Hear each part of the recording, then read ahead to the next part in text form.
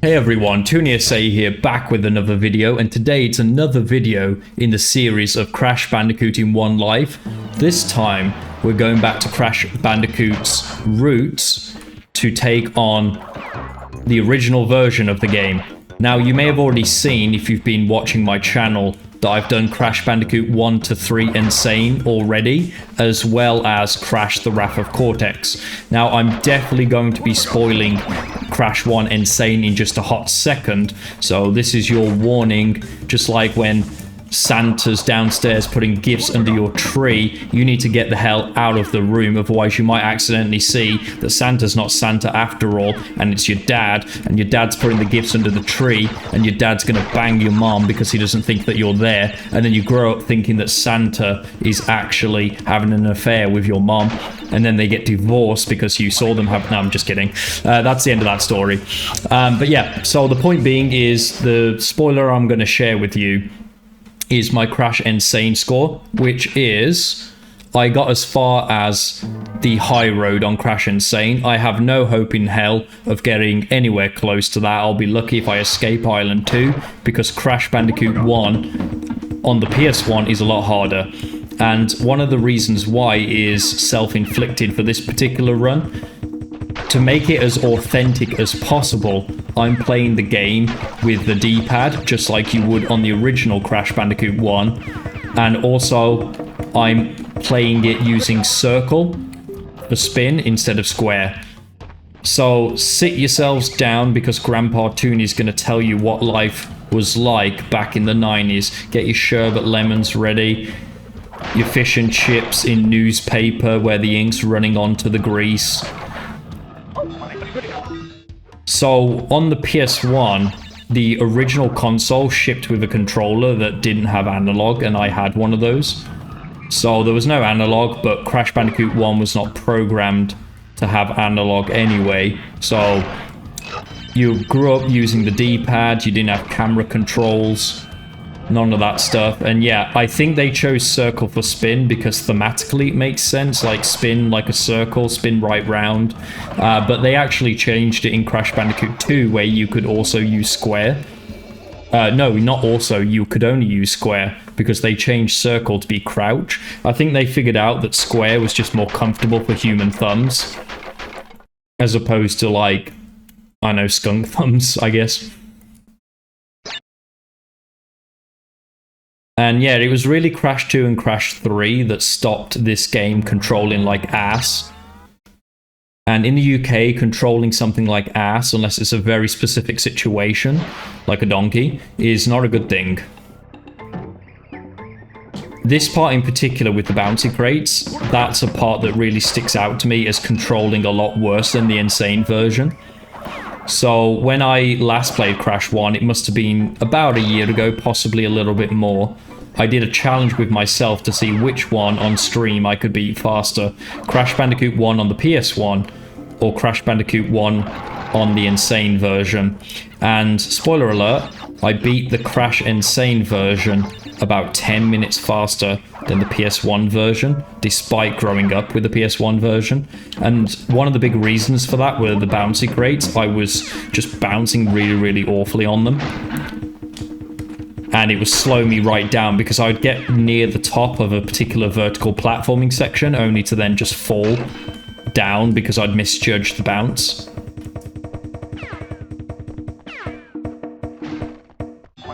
Gonna play it safe here.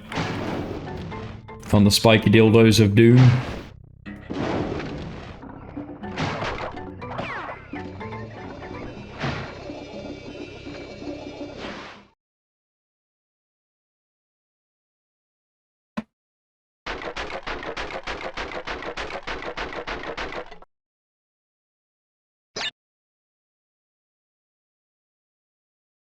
If you see some speed up going on, that's just me using the tab button to make loading screens a little bit faster, because there's literally no benefit to sitting through more waiting for me or for you. So yeah, that'll be what that is if you see me suddenly like this on the webcam.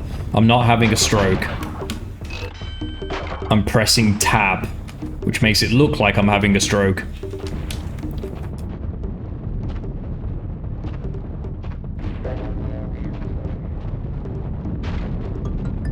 Now, Crash 1, it feels like when I'm in the air, I actually move slower than on the floor. Which is the opposite of Crash Insane, I guess. Which is probably why when you watch speedrunners of Crash Bandicoot 1, they're zigzagging a lot. Because the game kind of thinks you're doing 2 movements in the space of 1. I'm not very good at zigzagging though. Not unless I want to get calluses on my thumb. And hear the end portal. Cool, we beat 4 levels, go me. I would really love to get to Island 2, that's my target. Good news for hat fans, Sander's hat, I've been informed will be delivered this week, which is fantastic because I was originally planning on recording Crash Twinsanity in One Life today, but the hat still hasn't arrived. And that hat, without spoiling too much, is related to Crash Twinsanity, so I wanted to be wearing it in time for that video. But I've been told it will arrive sometime this week by the couriers, because I asked them where the hell's my hat. They said, we promise it'll be arriving by the end of this week or you'll get your money back.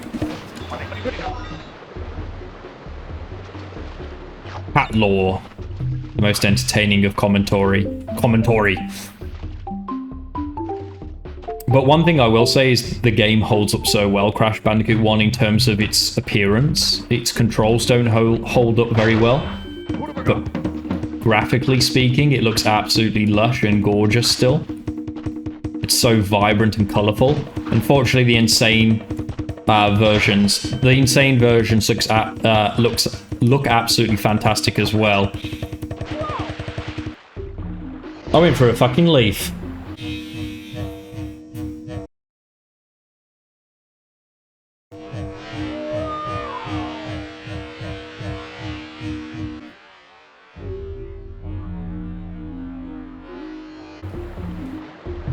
That's how it's gonna end, going through a fucking platform. Oh, that's shit. What an awful place to end on level 5 by going through a fucking leaf.